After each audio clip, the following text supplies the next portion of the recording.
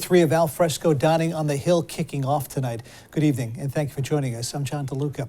It started out as a necessity during the pandemic to try and help struggling restaurant owners stay afloat. It has now evolved into destination dining. ABC6 News reporter Daniel Coates takes a look at what's different this year. Atwells Avenue has been bustling all Friday, blocked off at 3:30 from Dean Street to Lily Street. We've been here all afternoon speaking with business owners and customers, and business owners explained to us today that really the only thing that can sour today's festivities are continued struggles with staffing that have gone on since the pandemic. Al Fresco Dining is back on the Hill for the third straight year, and patrons Friday evening were given a perfect day to wine and dine. The now annual tradition started as an answer to the restrictions of the pandemic, as explained by Constantino's Venda bar manager, Michael Constantino.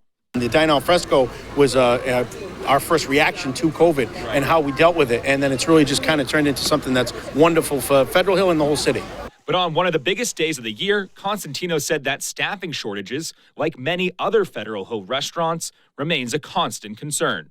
We're probably at about 80-85% of what we'd like to have. We do ask our customers to just have some patience with us. We are not at optimum staff levels yet, but we're trying to get there, and so we just do the best that we can. According to the Federal Hill Commerce Association, there are currently close to 400 open positions amongst Federal Hill restaurants, which includes 80% of the businesses, including Venda Bar. Now, as for parking for those who want to participate in the festivities on the Hill tonight, there are two options. One being parking lots right off of Atwells Avenue, almost 1,000 that have opened up just for today. The other being valet parking that you see just across the street, steps away from Venda. Now, both of which you have to pay a hefty price of $20. And one group that we spoke to earlier on said they'd just rather walk than have to deal with the massive traffic the Hill is experiencing right now. I anticipated the valet for Constantino's, which is great, but I've tried to park here in the past, and it's always a time. Right. Even with staffing shortages and slower service, this group said that possibility would not ruin their night.